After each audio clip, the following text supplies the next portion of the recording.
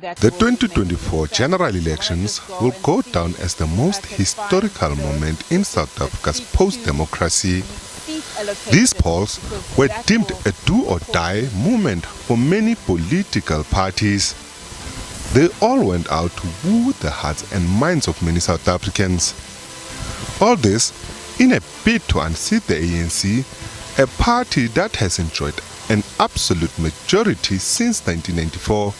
For its disappointment, in the 2024 polls, one of Africa's oldest liberation movement dipped below 50% and failed to govern the country alone. And this gave birth to a new path for South Africa.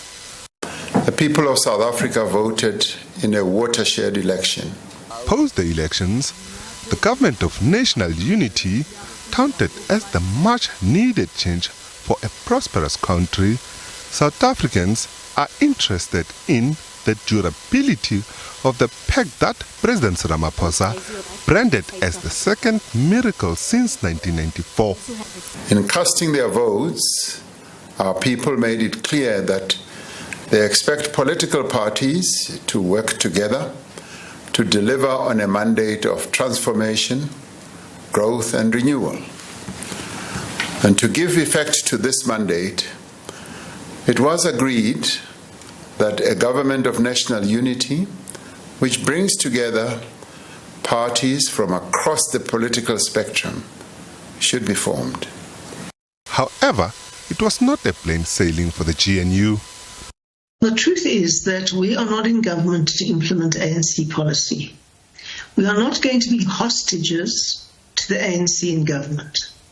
We are going to share power. We understand that at national level, the ANC got 40% and we got 22%. We understand that and we respect that. And we understand that there are going to have to be a give and take. We won't get everything we like. The ANC won't get everything they like. But we are not there to merely implement ANC policy and to be hostages to the ANC. She wanted a grand coalition. She came and the DA to the negotiations that we must not talk to the EFF, we must not talk to Zuma Party and all of these other people, PA and so on. We said no. We have signed a statement of intent with 10 political parties, including the DA. So what is she talking about? In October, the GNU Pact celebrated its 100 days, with most political parties noting its achievements. The implementation of Clause 4 and 5 of Bella, which opens the door to depriving children of mother tongue education in single medium schools. Thirdly, the implementation of the National Health Insurance Scheme in its current form, which will bankrupt South Africa without improving health care or health outcomes and without advancing us a single step closer to achieving the goal of universal access to basic health care for all South Africans. I heard yesterday comments about Helen Zeller saying this thing, what.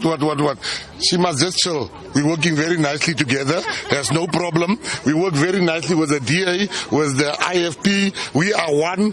The GNU is going to last for 5 years. Comprising of 10 political formations, the government of national unity is currently the order of the 7th Democratic Administration.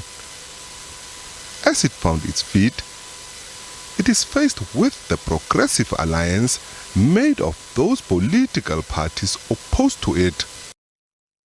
We, the Progressive Caucus, representing 102 seats in the National Assembly, bring together Umkhonto weSizwe Party, MK Party, the Economic Freedom Fighters, EFF, the African Transformation Movement, ATM, the National Coloured Congress, NCC, and the United African Transformation, UAT. The 7th Parliament can deal with any matter.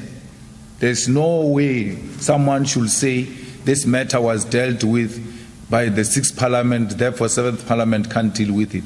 If it means bringing it afresh, where we have to constitute a new panel to make investigations. At its early months, the collaborative government has already been tested.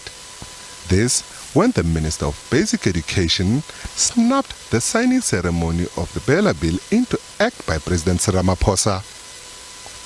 Ramaphosa signed the bill into law but delayed the implementation of some clauses for 3 months for more deliberation and proposals on how different views can be accommodated.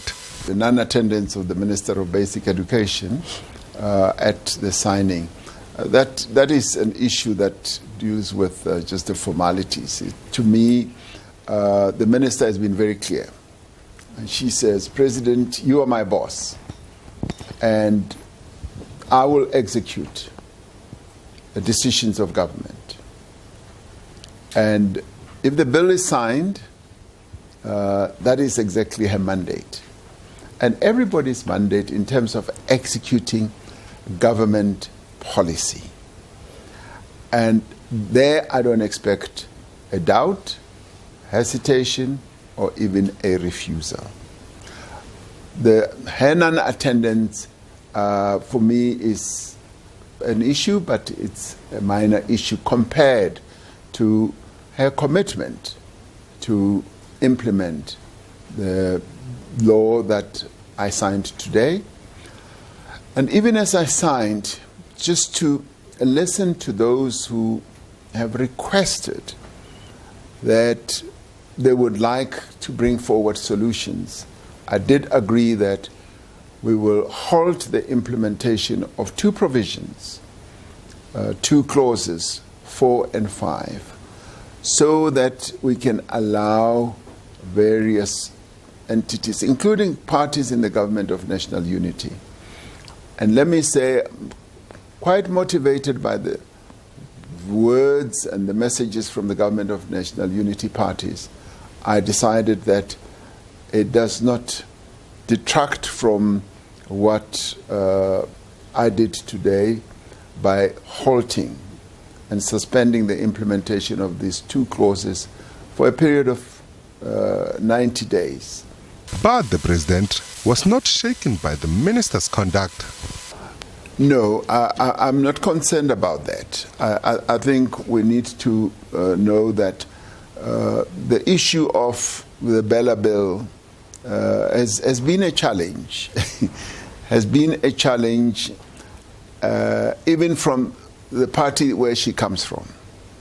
And I think if one puts that into context, one will understand. But I want to look at the positive.